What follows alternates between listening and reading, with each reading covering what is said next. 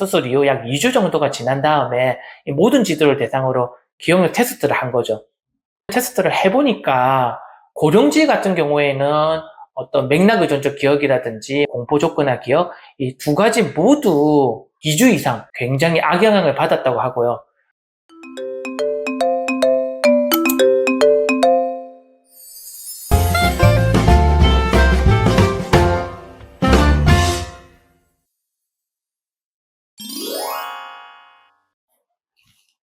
안녕하세요. 청래한의원 대전정 원장 정영수입니다. 혹시 선망이라고 들어보셨나요? 선망이란 갑작스럽게 정신능력 장애가 발생해서 의식이라든지 인지기능 자체가 급격히 변하는 상태를 말하거든요. 특히 70세 이상 고령자가 전신마취를 동반한 수술을 할 경우 대략 50% 이상이 넘는 굉장히 많은 비율이거든요. 그런 비율로 수술 후 선망이 발생하기 때문에 사실상 굉장히 흔하게 발생하는 어떤 증상이라고 보시면 될 것 같아요. 만약에 수술 후 선망이 발생했다고 하면 환자분이 수술을 깨어나셨을 때 갑자기 현재 있는 장소가 어딘지를 모르시고 시간도 모르시고 계절도 모르고 옆에 있는 가족이라든지 사람들도 전혀 알아보지 못하고 심한 경우에는 헛것을 보거나 망상 증상이 나온다든지 치매로 보았을 때도 중기 이상의 심각할 때 나오는 이러한 인지기능 증상들이 발생하다 보니까 막상 수술 후 선망 증상이 발생하게 되면은 그 주변 가족분들은 굉장히 심하게 당황하게 되거든요.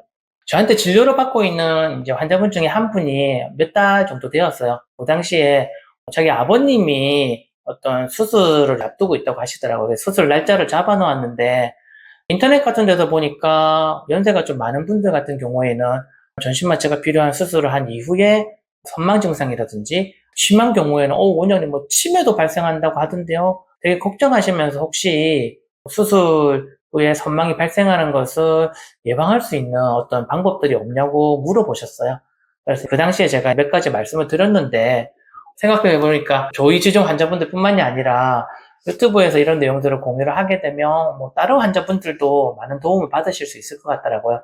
그래서 오늘은 이 부분에 대해서 조금 영상을 찍어서 설명을 드릴까 해요.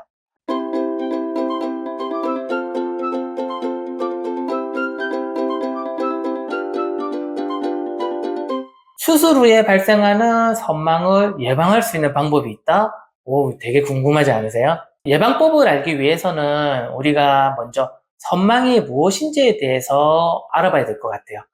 이제 수술 후 인지기능 장애라고도 하는데 되게 간단하게 생각을 하면 마취제에 의해서 우리 뇌가 영향을 받은 다음에 수술 이후 빨리 회복을 해야 되는데 뇌가 빠르게 회복을 하지 못하고 있는 상태가 선망이라고 보시면 될 것 같아요. 실제로 전신 마취가 어떤 치매와 관련이 있냐? 이런 거에 대해서 연구를 한 결과가 국내에서 나와 있어요.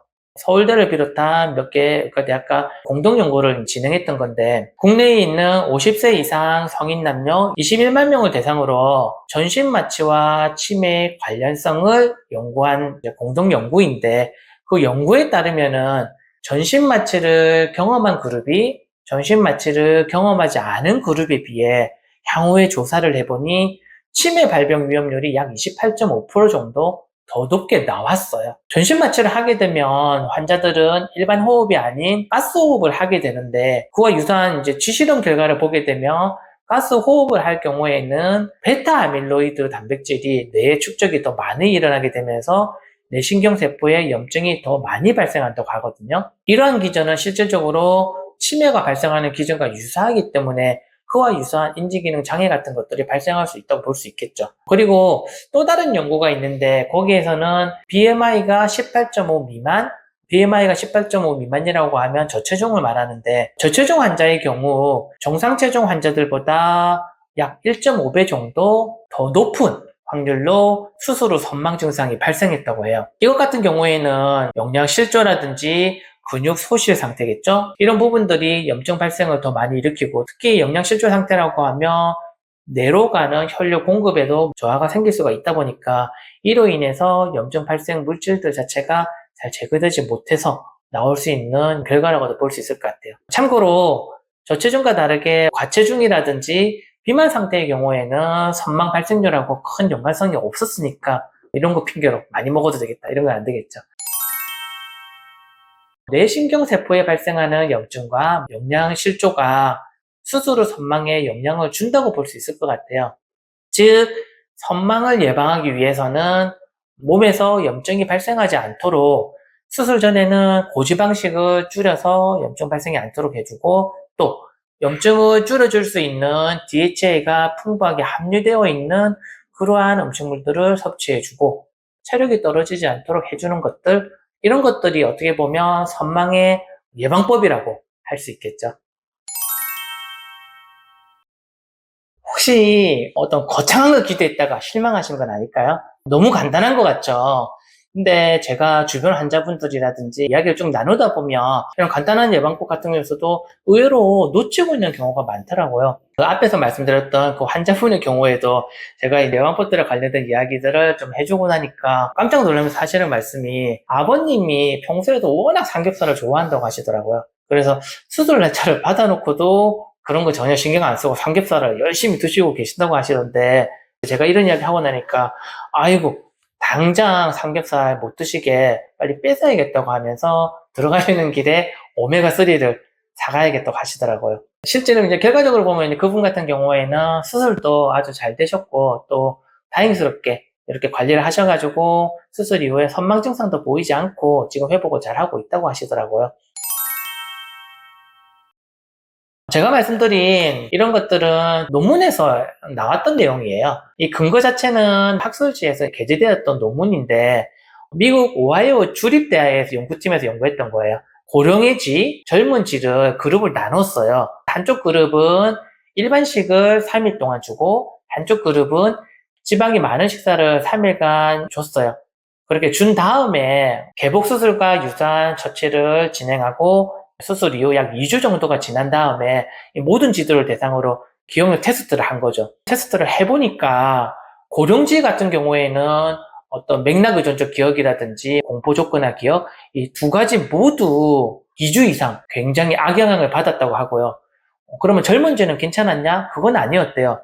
젊은 쥐의 경우에도 이렇게 고지방 시기를 하는 경우의 그룹에서는 맥락 의존적 기억은 문제가 없었다고 하는데, 공포조건화 기억 같은 경우에서는 젊은 쥐도 꽤 악영향이 이어졌다고 나왔다고 해요. 수술 전에 고지방식을 섭취한 모든 쥐들 같은 경우에는 해마를 관찰해 보니까 수술 이후에 약 3주 이상까지도 염증성 유전자 물질이 계속 발현이 상승되어 있는 것도 관찰되었다고 하더라고요. 수술 자체도 사실상 우리 몸에 굉장히 많은 염증을 일으킬 수 있는 큰 스트레스 요인인데, 여기에다가 고지방 시기까지 겹쳐지게 되면은 몸이든 뇌든 염증 물질이 계속적으로 많이 발생할 수 있다 보니까 그런 부분들이 굉장히 악영향을 끼쳤다고 보면 될 것 같아요. 그리고 연구팀에서 또 하나 한 것도 있는데, 고지방식이를 섭취하기 약 한 달 전 정도부터 한쪽 그룹에서는 DHA 보충제를 투약을 했어요. DHA 보충제를 한 달 정도 투약한 그룹의 경우에는 고지방식이를 했음에도 불구하고 고령쥐, 젊은쥐 모두 수술 이후에 기억장애가 발생하는 비율이 줄었다고 해요. 이것은 결국 수술에 발생하는 선망을 예방했다고 볼 수도 있겠죠. DHA 같은 경우에는 고등어나 정어리, 등푸른 생선 같은 경우에 풍부하게 함유되어 있는 필수 지방산이죠. 그러니까 이런 것도 종합해서 보게 되면 결국 수술 후 선망이 발생하는 것을 예방하기 위해서는 수술 전에는 고지방식을 줄여서 염증이 발생하지 않도록 해줘야 될 것이고, 또 DHA가 풍부하게 함유된 음식물이라든지 보충제를 충분히 섭취해 주는 것도 수술 후 선망을 예방할 수 있는 방법이 될 수 있다고 볼 수 있을 것 같아요.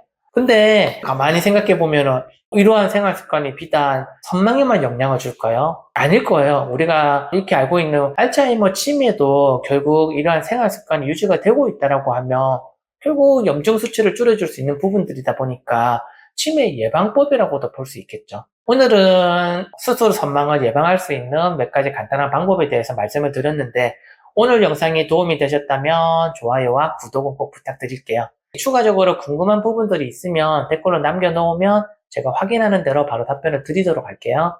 오늘 영상 시청해주셔서 감사합니다.